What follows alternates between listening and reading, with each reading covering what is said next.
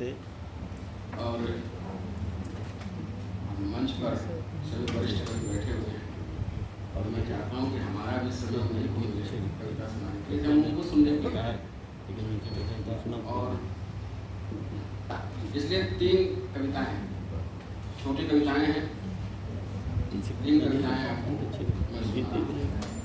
एक पुरानी कविता जिसे मैं आज सुनाना चाहता था, मैं सुना रहा हूँ। इसका संदर्भ नहीं बताऊंगा, आप यार हमारा तुम नहीं बनाएगा ना वीडियो देना है, तुम्हें बताया दे रहा हूँ। किसी दिन पत्थरों की सभा होगी,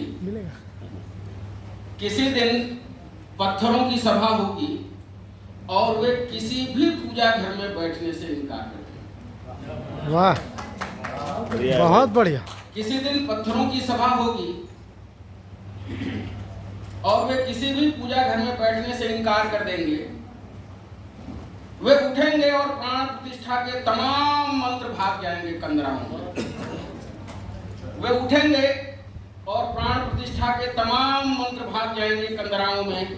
वह पूरा दृश्य देखने लायक होगा जबकि मंत्रों के चीखने चिल्लाने या कि मित्र मंत्रों के घातक प्रयोगों की धमकी का असर उन पर नहीं होगा। वे अपनी सरकार से मांग करेंगे कि उस दिन को राष्ट्रीय पर्व घोषित किया जाए। वे अपनी सरकार से मांग करेंगे कि उस दिन को राष्ट्रीय पर्व घोषित किया जाए। वे दुनिया भर की मूर्तियों को पत्र लिखेंगे, वे दुनिया भर की मूर्तियों को पत्र लिखेंगे कि अगर सुरक्षित रहना है तो लौट जाएं कलाकारों के आदिम मन में।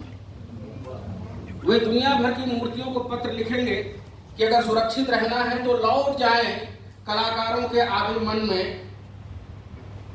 और वह हमारे लिए कितना शर्मनाक दिन होगा जब मलबे से तमाम पत्थर जुलूस की तरह निकलेंगे और बरस पड़ेंगे ईश्वर पर।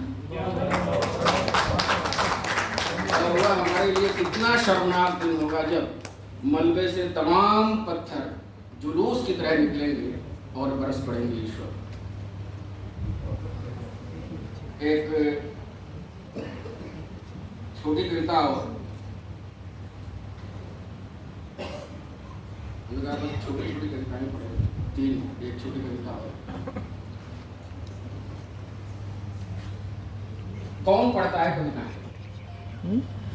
कौन पढ़ता है कविता?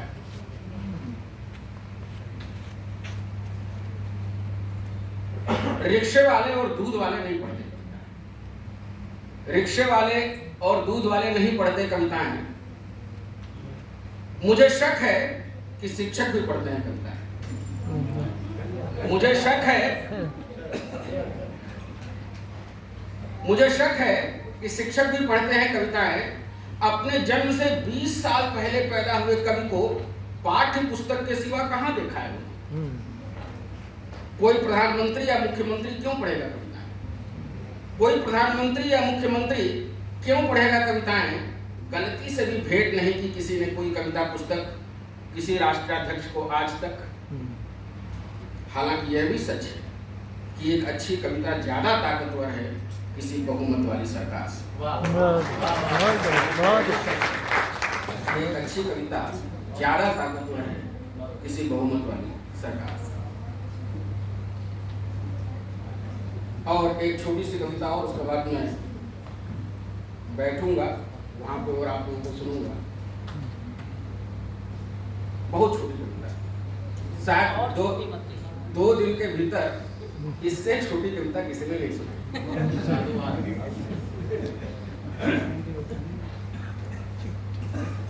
सदियों से फूलों को तोड़ा जा रहा है, सदियों से फूलों को तोड़ा जा रहा है, स्त्री को फूल मत।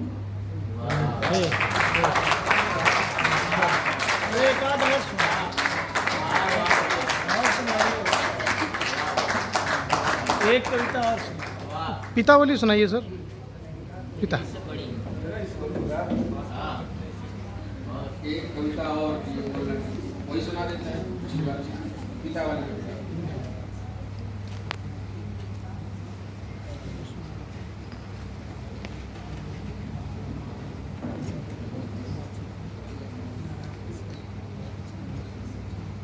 ये भी छोटी ही है, लेकिन ज्यादा बड़ी और उसके बीच की। बिना मीटर ले आओ जरा। सर 80 के पिता और उनसे 4 वर्ष छोटी माँ, 80 के पिता और उनसे 4 वर्ष छोटी माँ,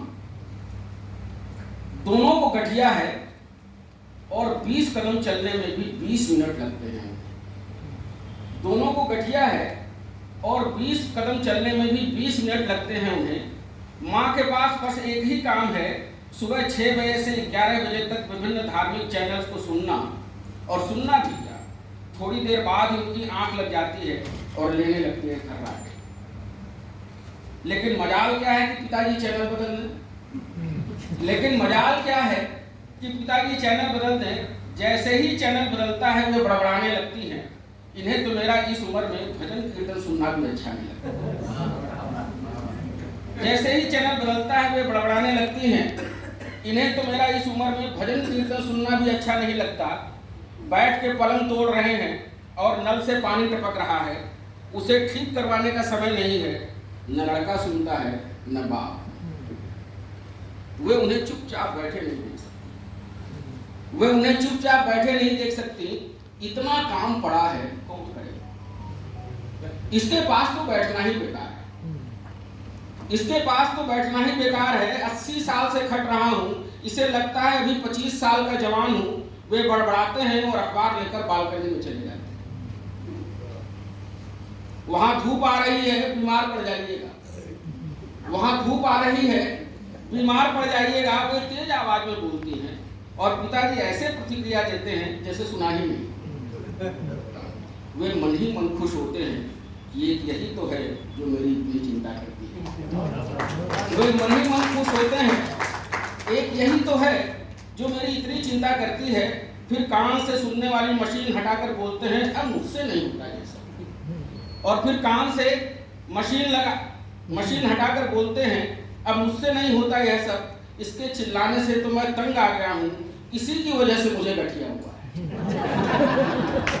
इसके चिल्लाने से तो मैं तंग आ गया हूँ, इसी की वजह से मुझे गठिया हुआ है। तो क्या मैं ठीक करूं? और दोनों फिर झगड़ने लगे। अचानक वे चिल्लाती हैं, अरे मेरा पैर। और पिताजी बोलते हैं, 50 बार कहा है झटके से मत उतरो। और पिताजी उनका पैर उठाकर बिस्तर पर रख देते हैं और धीरे धीरे दबाने लगते हैं। वे मन ही मन प्रसन्न होती हैं और चुपचाप उनका हाथ झटकते हुए कहती हैं, चलिए हटिए, पाप लगाएंगे क्या? हालांकि दोनों अब अलग अलग कमरों में सोते हैं, लेकिन मजाल क्या है कि माँ को रात में छींक भी आ जाए तो पिताजी हड़बड़ा कर पहुंच जाते हैं माँ के पास और पूछते हैं, महेश की माँ, तुम ठीक तो हो? कुछ हुआ तो नहीं?